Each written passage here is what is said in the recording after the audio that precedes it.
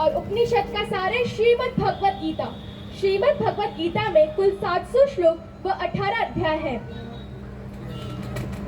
इन्होंने बनाया है सुंदर सा गीता जी का। क्या बनाया मध्य आद्या, आप स्वयं बताइए। 18 अध्याय करने के बाद अब हमें मोक्ष द्वार की प्राप्ति हो जाती है। तो 18 अध्याय के नाम मैंने मोक्ष द्वार की तरफ प्रस्तुति दी है। ये मोक्ष द्वार इन्होंने बनाया है। आद्या, आप बताइए। जब हमने गीता जी सीखी तो उसके साथ हमने बहुत सारे प्रोजेक्ट्स भी बनाए थे। आज उसी की एक प्रस्तुति मैं आपको देना चाहती हूँ।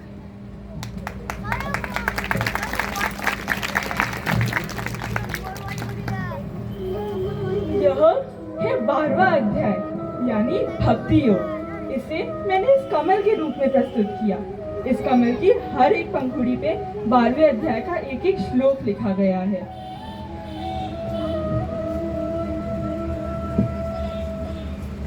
बहुत ही सुंदर तरीके से एक एक श्लोक को एक कमल बनाया गया है।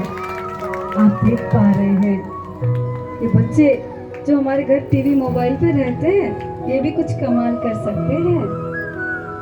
यह एक सुदर्शन चक्र है। इसके अंदर मैंने 15वां अध्याय प्रस्तुत किया है यानी पुरुषोत्तम योग। पुरुषोत्तम योग 15वें अध्याय का नाम है।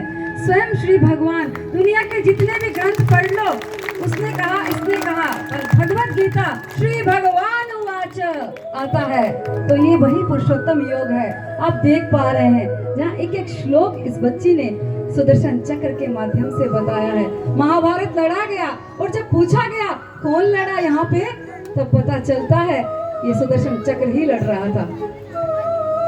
16वां अध्याय यानी देवासुर संपद विभाग योग। इसे मैंने बांसुरी के रूप में प्रस्तुत किया। आप देख पा रहे हैं ये 16वां अध्याय है और बांसुरी के रूप में ये नित्य कान में मीठी बांसुरी बजाएगा और जीवन को मधुर ध्वनि देगा। क्या ऐसे बच्चे गलत काम करेंगे? कैसे बच्चे समाज का कंटक बनेंगे? ये हमारे गौरव ही बनेंगे। तो आप किसका इंतजार कर रहे हैं? कोई जात पात की सीमा नहीं है। गीता सबके लिए, ये मानवता का धर्म है। हमारी गीता, भगवान ने हमें गीता के 18 अध्याय के साथ उनका सार भी दिया है। इसी गीता के सार को मैंने घर के रूप में प्रस्तुत किया।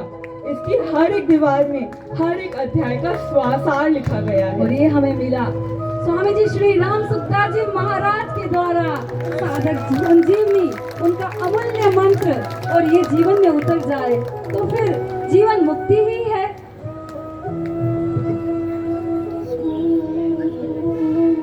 अब हमारे बच्चे